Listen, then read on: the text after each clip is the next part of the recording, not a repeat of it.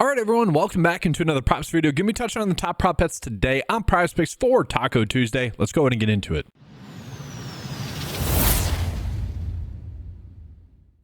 But first, let's go ahead and get into a quick recap from last week and last night. So last night, the total picks end up going 7 for 10 on the night. And on the week last week, 28 for 43, hitting 65% of the bets. Now, if you just ran out the bet slip, you would have actually lost 2 units of profit. And I want to make that distinction because there are several bets where I was just calling out the best bets that we had available, including like last night with some bets where the payout was significantly reduced on PrizePicks, but wanted to call out the best bets possible. So more than likely, if you guys used the picks from last week, you had a profitable week. But for the sake of keeping track of the bets, I will be including that in the description. But 65% of the bets on the week, we'll take that every single week. Kind of a tilting week last week, just in the sense that probably should have been a massive week. There's some little small things that caused it not to be, whether it be the tacos not all hitting, whether it be Josh Allen just getting his over fantasy score, just little things. But needless to say, very happy to hit 65% of the bets. I think you guys are pretty happy about that as well. But let's go ahead and jump on into the slate that we have today. So we really have one great bet, and I kind of mentioned this on yesterday's kind of preview video for the NBA slate.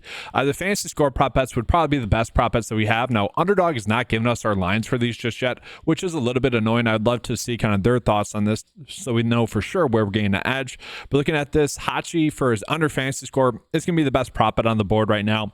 The one thing that I don't like about this is mostly the fact that his points, rebounds, and assists is set at 18. To me, that's not really accounting for, and we'll jump into the NBA tab here. To me, that's not really accounting for Hachimura to get a block or steal.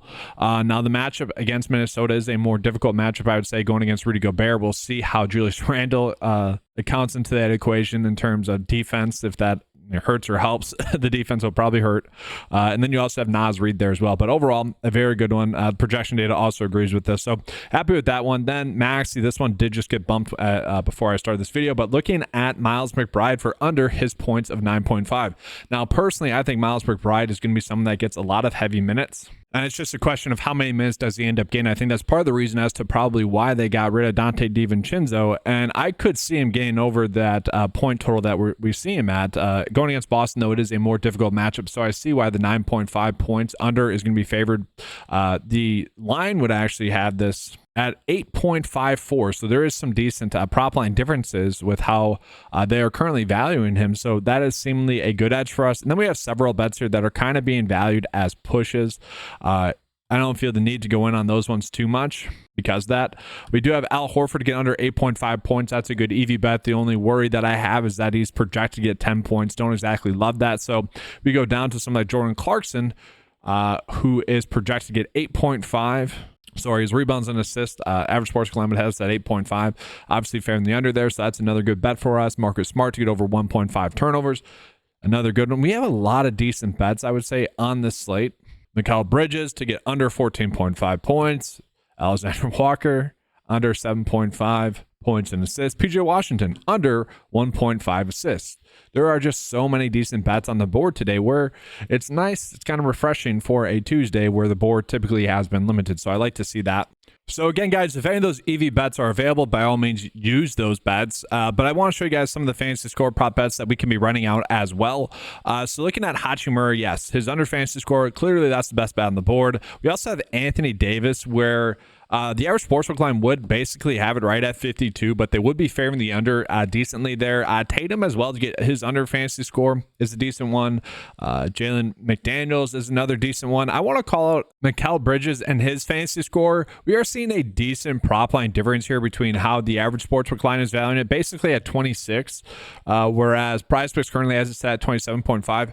And the reason I want to make that distinction is because the basketball fantasy scoring is a one-for-one swap. It's pretty much a direct one-for-one swap. You don't have to account for like touchdowns or home runs.